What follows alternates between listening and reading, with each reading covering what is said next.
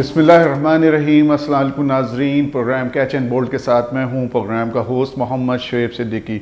नाज़रीन, पाकिस्तान और West Indies के दरमियान दूसरा टेस्ट मैच शुरू हो चुका है। पहले टेस्ट मैच में पाकिस्तान क्रिकेट टीम शिकस्त से दो चार हुई और इसी शिकस्त के हवाले से हम बात करेंगे हमारे एक्सपर्ट बाबर बिशारत साहब से। जी बाबर भाई, पहले टेस्ट मैच पे हम बात करेंगे, दूसरा टेस्ट मैच शुरू हो चुका है।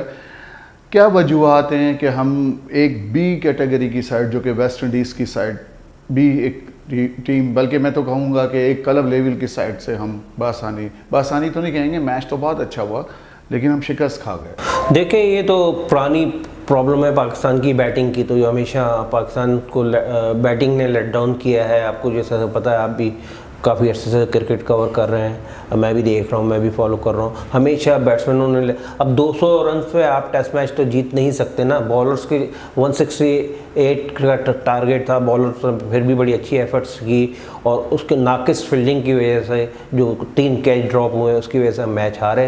तो उसकी बहुत सारी वजह हैं कि एक तो टीम सिलेक्शन सही नहीं हुई है। एक बंदा नुमान अली जो सेकंड टेस्ट में खेल रहा है, उसको पहले टेस्ट में खेलना चाहिए था। अब मुझे एक बात बताएं शुएब साहब, एक बंदे आखिरी टेस्ट मैच में 97 रन किए और 5 आउट किए, वो किस तरह ड्रॉप हो सकता है? ये बहुत बड़ी गलती थी इनकी। और उन्होंने जहाँ तक वो टीम, बाकी टीम थी जो बैट्समैन ऊपर के, अजहर अली, वो परफॉर्मेंस नहीं दे पा रहे हैं। मैं इसी तरफ आ रहा हूँ। देखें, हम काफ़ी अरसे से ये चीज़ देख रहे हैं कि हमारे बिल्कुल ओपनर और मिडिल ऑर्डर बैट्समैन बिल्कुल नाकाम चल रहे हैं, सिवाय हमारे 2 बैट्समैनों के, जैसे फवाद आलम और कप्तान बाबर आजम। देखिए, ये एक्सपेरिमेंट कब तक चलते रहेंगे कि हम वही प्लेयर्स उठाएंगे दोबारा से ओपनर्स में जिनको अभी हमने बैठाया हुआ है। अभी हमने मिसाल के तौर पे शान मसूद को बैठा दिए, मामूलक को, वो ख़राब परफॉर्मेंस की वजह से टीम से बाहर हुए। अब इमरान भट्ट और आबिद अली हैं, अब इनको बाहर करेंगे तो वो दो फिर आ जाएंगे। फिर ये कब तक साइकिल इस तरह से चलेगा कि शुएब, असल में बात ये है, पाकिस्तान के पास प्लेयर पूल जो है इतना बड़ा वसी नहीं है। वो चंद कुछ प्लेयर्स हैं, जैसे 30-35 प्लेयर्स हैं, उनके गिर्द हमारी क्रिकेट घूम रही है। बैट्समैन देखिए, कभी इन जैसे आपने कहा इनाम मुल्क आ जाते हैं, कभी शान मसूद आ जाते हैं, कभी किसी को ले आते हैं। तो इनको कंसिस्टेंसी के साथ सिलसिलेवार बारी देनी चाहिए और एक दफ़ा डिसाइड कर देना चाहिए कि टेस्ट मटेरियल है या नहीं है। अब जैसे इमरान भट्ट है, ये किस तरह के प्लेयर हैं? आपने अजहर अली को देख लिया, कितनी सीरीज़ें खिला ली हैं, अब उसको आप आजमा लिया, अब देख लिया। देखिए, क्रिकेट जो है ना शुएब, सारी एशिया से बाहर मैं अब आपकी बात को यहाँ से थोड़ा सा काट रहा हूँ। अजहर अली का नाम लिया आपने। देखें, अजहर अली इस वक्त 6,500 रन बना चुके हैं पाकिस्तान की तरफ से, लेकिन आज तक उनका वो नाम नहीं है जिनको हम कह सकें कि एक सुपरस्टार, तो दूर की बात है कि स्टार प्लेयर भी हम नहीं कह सकते। 6,500 रन जब जावेद मियांदाद ने बनाए थे और जिस वक्त वो खेल रहे थे, तो इस वक्त वर्ल्ड के नंबर 1 वो रैंकिंग के बैट्समैन कहलाते थे। इसी तरह मैं यूनुस की बात करूँगा, इस तरह मैं इंजमाम की बात करूँगा, इस तरह मोहम्मद यूसुफ की बात करूँगा, और उससे पहले हम अगर चले जाएँ तो बड़े बड़े प्लेयर हमें नजर आएंगे। तो ये 6,500 रन क्या बना के और फिर वही गलतियां दोहराते हैं जो एक क्लब लेवल का प्लेयर करता है। सब बात ये है, असल में एवरेज प्लेयर में और एक एस्टेब्लिश प्लेयर में फ़र्क यही है कि एवरेज प्लेयर हर 3-4-5 इनिंग्स के बाद परफॉर्मेंस करता है, और जो ग्रेट प्लेयर्स होते हैं वो हर दूसरे-तीसरे मैच में परफॉर्म करते हैं। अच्छा, आपने इनको जावेद मियांदाद या ज़हीर अब्बास से अजहर इमरान सही नहीं है। इस तरह तो देखें ना, आप असद शफीक भी बाहर नहीं होते, उन्होंने 12 सेंचुरियाँ की हैं, आपने उनको बाहर, इतनी इन्वेस्टमेंट हुई है, अब आगे कहते हैं उनकी टेक्निक सही नहीं है। मुझे एक बात का जवाब दिया जाए, उन्होंने 12 सेंचुरियाँ किस टेक्निक से बनाई? फवाद आलम को आपने 10 साल बाहर रखा इसलिए कि भाई उनकी स्टांस सही नहीं है, अब वो आया, उन्होंने प्रूव कर दिया। इसी तरह ये आप जिस चीज़ पे इन्वेस्ट कर रहे हैं, इन्वेस्टमेंट कर रहे हैं, उससे रिटर्न भी तो लेना। अब T20 पे बात दूसरी तरफ चली जाए, शुएब मलिक को बाहर नहीं होना चाहिए मेरे हिसाब से। हफीज़ ने देखे, एक मैच जीते हैं वेस्ट इंडीज़ में, हफीज़ की वजह से जीते।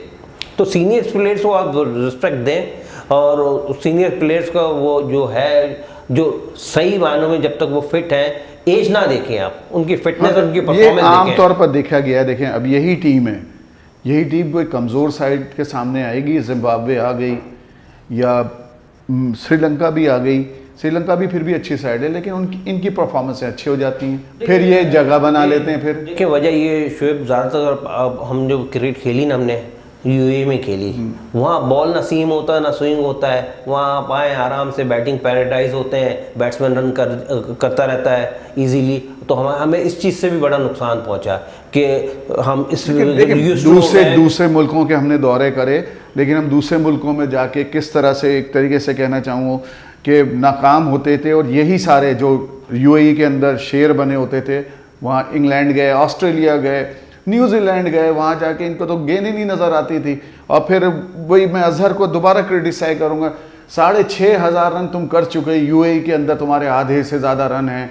जब तुम किसी जगह जाते हो तो तुम्हें ये अंदाज़ा नहीं है कि गेंद बाहर जाती है, इसको लेफ़्ट करना चाहिए। एक आम बच्चा जिसको क्रिकेट नहीं आती वो भी ये जानता है कि बाहर जाती बॉलों को नहीं खेलना चाहिए। शुएब, बात ये है कि एशिया से बाहर आप निकले ना तो क्रिकेट जो है फास्ट बॉलर के घूमती है सारी।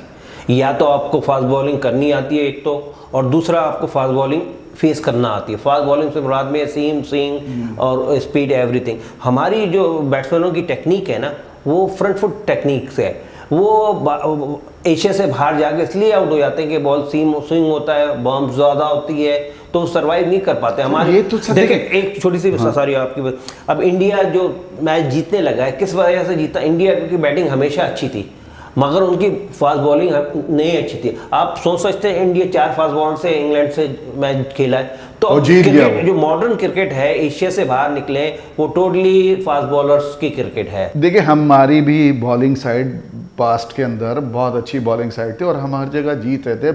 बैटिंग साइड हमारी प्रॉब्लम हर जगह हर वक्त रही है, लेकिन इतनी भी हम गए गुजरे नहीं थे कि हम ये बी कैटेगरी की जो टीम है वेस्ट इंडीज़ की, अगर इनको ए कैटेगरी के फास्ट बॉलर मिल जाते जो 80s के अंदर थे, तो इनका क्या असर होता है? तो विकेटों से उतर के भाग चुके होते।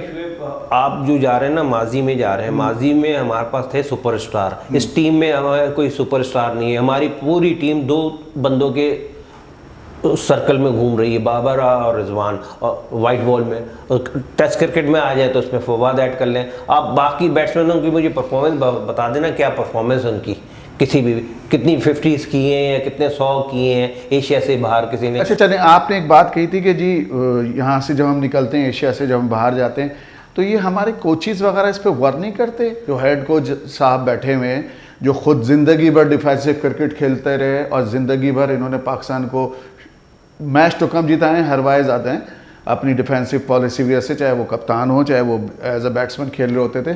तो वही अब हम देख रहे हैं कि वो जहाँ पे आप अटैकिंग क्रिकेट नहीं खेलेंगे, डिफेंसिव क्रिकेट आएंगे, आप अपने बैट्समैन को पहले से वो एक उसका माइंड बना के भेज रहे हैं, यार थोड़ा सा रुक के खेलना मान चो वो अपना स्ट्रोक रोक लेता है। फिर नेचुरल प्लेयर को बोले आप नेचुरल क्रिकेट खेलें। इसका तो देखें ऑस्ट्रेलिया से क्यों नहीं लेते ये मिसाल, या इंडिया की क्रिकेट अब हम देखेंगे वो भी अटैकिंग क्रिकेट ये है कि हमारे बैट्समैन जो है बहुत अंडर प्रेशर हो जाते हैं।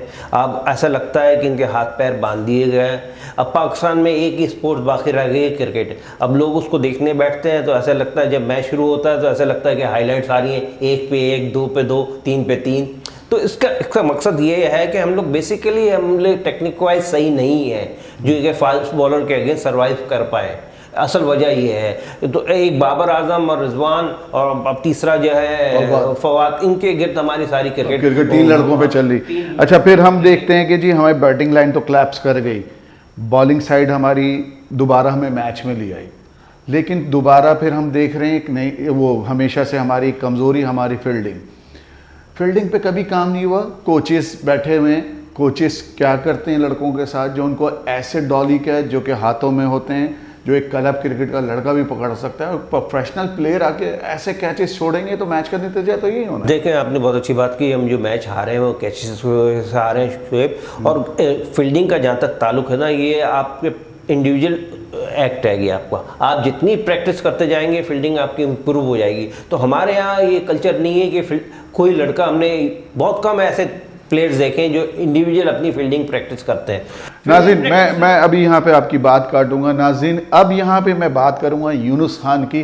यूनुस खान से लोग क्यों घबराते थे जब वो कोच बनते थे? यही हमारे प्लेयर यूनुस खान के ख़िलाफ़ होते थे और यूनुस के ख़िलाफ़ एक लॉबी क्रिएट कर देते थे, चाहे वो कप्तान थे उस वक्त भी ये लॉबी क्रिएट हुई थी कि वो लड़का मेहनत कराता था, वो बंदा मेहनत कराता था, वो फील्डिंग में भी जान मरवाता था, वो इनको दौड़वाता था, भगवाता था। यही रीज़न है कि वो उसने दोबारा से अपनी कोचिंग से रिज़ाइन करा। कुछ इख्लाफात उसके बोर्ड से भी थे, लेकिन प्लेयरों ने सीखने के बजाय उसके खिलाफ लॉबी क्रिएट करे। क्यों, मैं बाबर भाई सही बात बिल्कुल सही कह रहे हैं जी। वो बहुत हार्ड वर्कर था और मैंने हमेशा उसके बारे में सुना है कि वो 1 घंटा जितनी देर वो बैटिंग की प्रैक्टिस करता था उतनी देर वो फील्डिंग की भी प्रैक्टिस करता था। उसकी वजह ये देख लें, वो पाकिस्तान की हिस्ट्री का हाईएस्ट कैच टेकर है।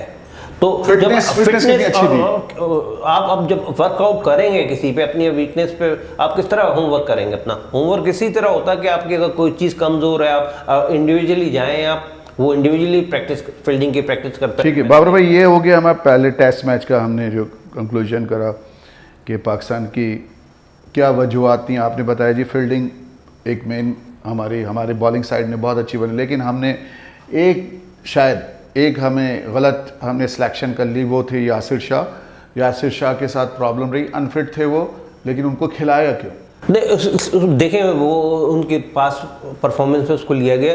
मेरा बोलने का मकसद ये पास परफॉर्मेंस नहीं देखनी चाहिए, करंट परफॉर्मेंस देखनी चाहिए। वो नुमान की थी, उसने 97 रन्स किए थे। अच्छा, बैटिंग भी कर लेता है वो, और बॉलिंग में भी 5 आउट किए। वो बंदा किस तरह बाहर हो सकता है जिसने आखिरी टेस्ट में 97 रन बनाए हो और 5 आउट किए?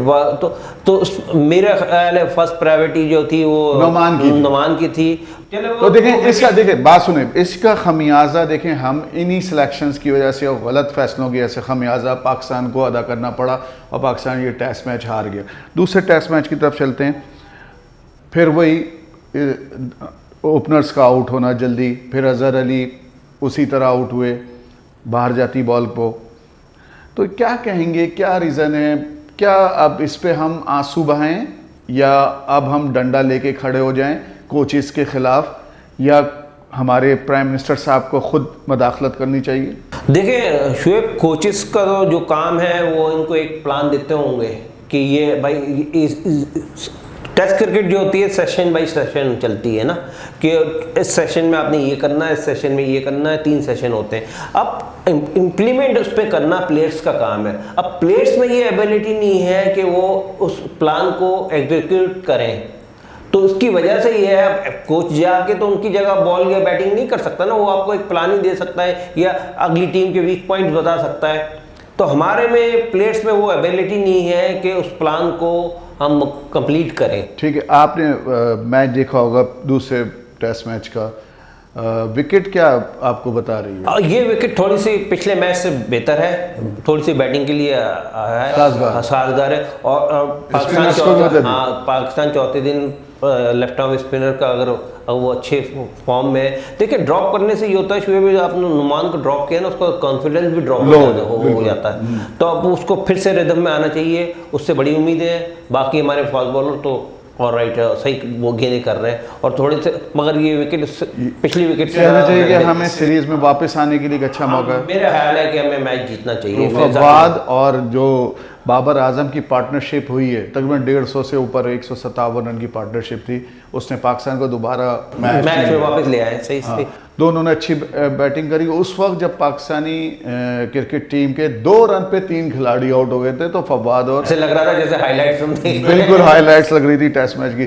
तो नाज़रीन, यहाँ पे हम अपने प्रोग्राम का अख्ताम करते हैं। नाहल और सिफारशी खिलाड़ियों को जब तक टीम में हम चुनाव करते रहेंगे तो टीम का यही हशर होगा, लेकिन इसके साथ साथ जो इनके ऊपर कोचेस बैठे हुए हैं, चाहे वो बैटिंग कोच हो, चाहे वो बॉलिंग कोच हो या हेड कोच, उनका भी मुहासबा होना चाहिए।